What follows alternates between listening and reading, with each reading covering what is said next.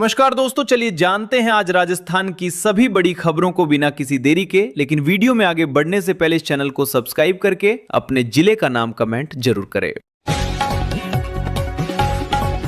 राजस्थान सरकार ने बाल अपराधों पर तेज और प्रभावी न्याय सुनिश्चित करने की दिशा में बड़ा कदम उठाते हुए प्रदेश के 8 जिलों में नए विशेष पोक्सो कोर्ट स्थापित करने का निर्णय लिया है। यह फैसला कार्यवाहक मुख्य न्यायाधीश संजीव प्रकाश शर्मा के साथ विचार विमर्श के बाद लिया गया है। विधि विभाग की ओर से इसकी आधिकारिक अधिसूचना भी जारी कर दी गई है। फलोदी, डीडवाना, खैरथल, ब्यावर, बाड़मेर, डीग, कोटपुतली और सलुम्बर जिलों में एक एक विशेष पोक्सो अदालत संचालित होगी, जिससे मामलों की सुनवाई तेज होगी, पीड़ितों को जल्द न्याय मिलेगा और लंबित मामलों में कमी आएगी। यह अधिसूचना विधि सचिव राघवेंद्र काचवाल के माध्यम से जारी की गई है।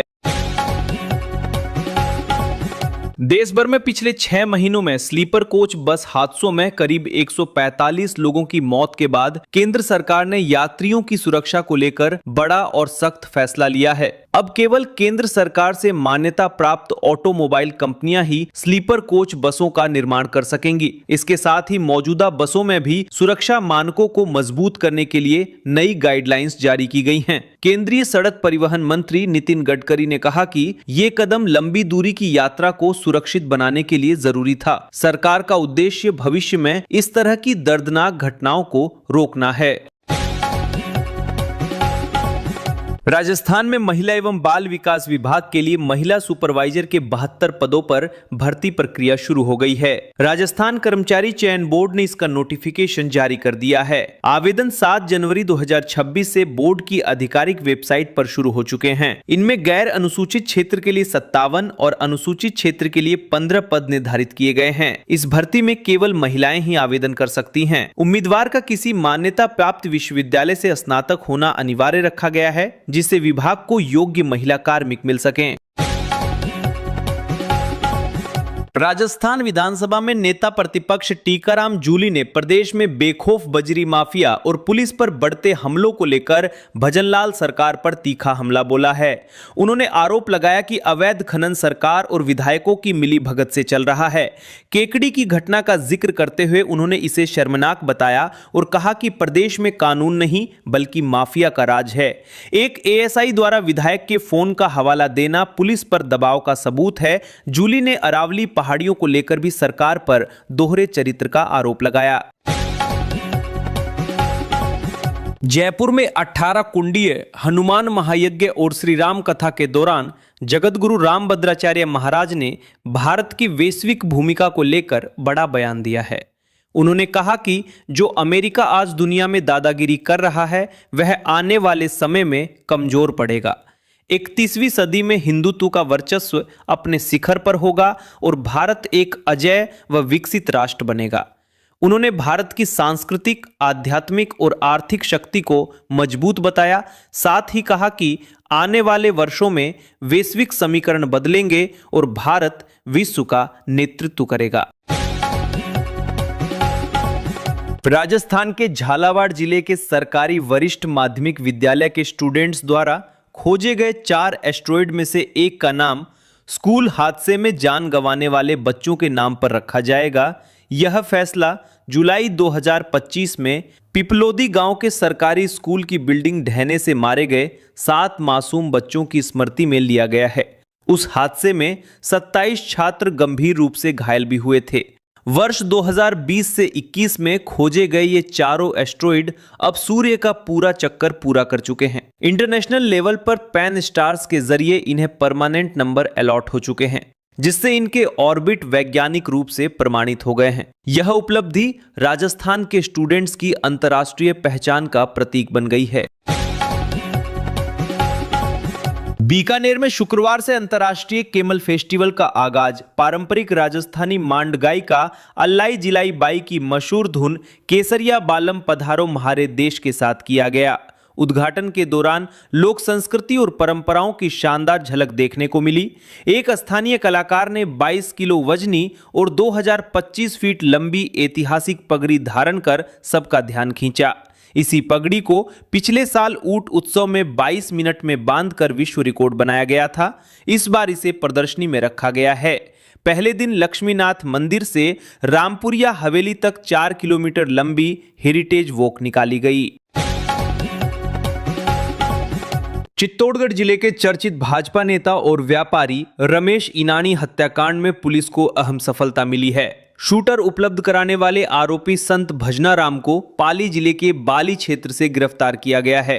एडिशनल एसपी सरिता सिंह के अनुसार आरोपी पर पिछले 2-3 दिनों से विशेष टीम नजर रखे हुए थी। पुलिस पहले ही मुख्य शूटर मनीष दुबे को गिरफ्तार कर जेल भेज चुकी है। पीसी रिमांड के दौरान पूछताछ में संत भजनाराम का नाम साजिशकर्ता के रूप में सामने आया। जांच में खुलासा हुआ है कि यह हत्या अचानक नहीं बल्कि साल 2022 से रची जा रही साजिश का हिस्सा थी।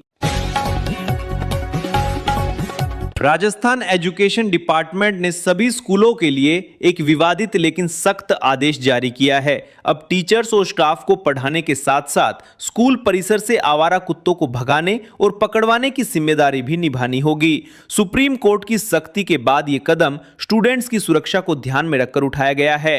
हाल के दिनों में कुत्तों के काटने की घटनाओं में तेजी आई है। एजुकेशन डायरेक्टर सीताराम जाट ने स्पष्ट किया है कि छात्रों की सुरक्षा सर्वोच्च प्राथमिकता है। आदेश में बाउंड्री वॉल, गेट और बार लगाकर स्कूल परिसर को सुरक्षित करने के निर्देश भी दिए गए हैं। राजस्थान हाईकोर्ट ने फागी दूदू सड़क मार्ग की चौड़ाई बढ़ाने और सौंदर्यीकरण मामले में राज्य सरकार से जवाब तलब किया है। बिना नोटिस पट्टे निरस्त कर संपत्तियां तोड़ने के आदेश के खिलाफ स्थानीय लोगों ने याचिका दायर की थी। जस्टिस अनुरूप सिंघी की एकल पीठ ने मामले को गंभीर मानते हुए संबंधित अधिकारियों को नोटिस जारी किए हैं। प्रमुख स्थानीय निकाय सचिव, पीडब्ल्यूडी सचिव, फागी उपखंड अधिकारी और नगर पालिका के अधिशासी अधिकारी को 13 जनवरी तक जवाब देने के निर्देश दिए गए हैं। साथ ही अगली सुनवाई तक किसी भी तरह की तोड़फोड़ पर रोक लगाने के स्पष्ट आदेश दिए गए हैं। राजस्थान शिक्षा विभाग ने स्कूल और कॉलेज के छात्रों के लिए नवाचारों की श्रृंखला शुरू करते हुए राष्ट्रीय ई लाइब्रेरी का शुभारंभ किया है। ये बच्चों के लिए पूरी तरह मुफ्त डिजिटल लाइब्रेरी है, जिसका उद्देश्य पढ़ने की आदत को बढ़ावा देना और गुणवत्तापूर्ण पुस्तकों तक आसान पहुंच उपलब्ध कराना है। ई लाइब्रेरी में स्कूल स्तर के छात्रों के लिए रोचक और ज्ञानवर्धक किताबें शामिल की गई हैं, जिससे पढ़ाई को बोझ नहीं बल्कि आनंद बनाया जा सके। ये पहल प्रदेश में डिजिटल शिक्षा को नई गति देगी। इससे पहले भी शिक्षा विभाग राज ई ज्ञान पोर्टल और माई करियर एडवाइजर जैसे ऐप लॉन्च कर चुका है। प्रदेश में बर्फीली हवाओं ने जनजीवन को पूरी तरह प्रभावित कर दिया है। उदयपुर, चित्तौड़गढ़, बांसवाड़ा और कोटपुतली बहरोड में घना कोहरा छाया रहा, जिससे सड़कों पर वाहन रेंगते नजर आए। गोगुंदा में तापमान जमाव बिंदु तक पहुंचने से खेतों में फसलों पर बर्फ की परत जम गई, जिससे किसानों की चिंता बढ़ गई है। जैसलमेर में गाड़ियों पर बर्फ जमी दिखी, जबकि अलवर और खैरथल तिजारा में बारिश और ओले गिरने से ठंड और बढ़ गई। मौसम विभाग ने 18 जिलों में कोहरे और 4 जिलों में शीतलहर का येलो अलर्ट जारी किया है। विभाग के अनुसार 10 और 11 जनवरी को भी ठंड का असर बना रहेगा। केंद्रीय गृह मंत्री अमित शाह एक बार फिर राजस्थान के दौरे पर आ रहे हैं। ये दौरा राज्य में कानून व्यवस्था, पुलिस आधुनिकीकरण और प्रशासनिक सुदृढ़ीकरण के लिहाज से बेहद अहम माना जा रहा है। 10 जनवरी को जयपुर में वे 10,000 नवनियुक्त पुलिस कांस्टेबलों को नियुक्ति पत्र सौंपेंगे। इसे हाल के वर्षों की सबसे बड़ी पुलिस भर्ती प्रक्रियाओं में से एक माना जा रहा है। ये कार्यक्रम युवाओं के लिए रोजगार का बड़ा संदेश देगा। कार्यक्रम का आयोजन राजस्थान पुलिस अकादमी परिसर में किया जाएगा, जहां सुरक्षा व्यवस्था के भी कड़े इंतजाम रहेंगे। राजस्थान की सड़कों से एक चौंकाने वाला वीडियो सामने आया है, जिसने हर किसी को हैरान कर दिया है। बांसवाड़ा जिले में एक जीप में क्षमता से कई गुना ज्यादा लोग सवार दिखाई दिए। करीब 10 सवारी वाली जीप में 90 से 100 लोगों को ठूस ठूस कर बैठाया गया था। इतना ही नहीं, ड्राइवर तक साफ नजर नहीं आ रहा था, जिससे हादसे का खतरा और बढ़ गया। ये जीप राजस्थान से गुजरात जा रही थी और वीडियो सोशल मीडिया पर तेजी से वायरल हो रहा है। आम जन इस लापरवाही को देखकर हैरान हैं और प्रशासन से सख्त कार्रवाई की मांग कर रहे हैं। ट्रैफिक नियमों की इस खुली अनदेखी ने सड़क सुरक्षा पर गंभीर सवाल खड़े कर दिए हैं। राजस्थान में भ्रष्टाचार निरोधक ब्यूरो ने परिवहन विभाग में फैले भ्रष्टाचार के खिलाफ बड़ा एक्शन लेते हुए अजमेर और ब्यावर समेत 6 इलाकों में एक साथ छापेमारी की है। इस कार्रवाई में आरटीओ इंस्पेक्टर जल सिंह सहित 13 अधिकारी कर्मचारी और दलालों को गिरफ्तार किया गया है। आरोपियों के पास से बड़ी मात्रा में नकदी और अहम दस्तावेज बरामद किए गए हैं। एसीबी की इस कार्रवाई से पूरे परिवहन विभाग में हड़कंप मच गया है। शुरुआती जांच में बड़े स्तर पर अवैध लेन देन की आशंका जताई जा रही है। एसीबी महानिदेशक गोविंद गुप्ता के अनुसार यह कार्रवाई अजमेर, नसीराबाद, ब्यावर, केकड़ी, विजयनगर और किशनगढ़ में की गई है। राजस्थान में पंचायत और निकाय चुनाव की आहट के बीच नागौर की राजनीति एक बार फिर गर्मा गई है, जहां आरएलपी संयोजक और सांसद हनुमान बेनीवाल ने किसानों के मुद्दे को केंद्र में रखकर बड़ा सियासी दांव चला है। 10 जनवरी को रियामड़ी में प्रस्तावित विशाल किसान रैली को लेकर आरएलपी ने तैयारियां तेज कर दी हैं। यह रैली किसानों से जुड़े मुद्दों के समर्थन में आयोजित की जा रही है।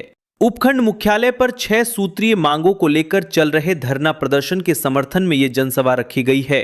फसल बीमा, कृषि से जुड़े अन्य मसले और ग्रामीण समस्याएं रैली के प्रमुख एजेंडे में शामिल हैं। राजस्थान एजुकेशन डिपार्टमेंट में ट्रांसफर को लेकर एक बार फिर हलचल तेज हो गई है।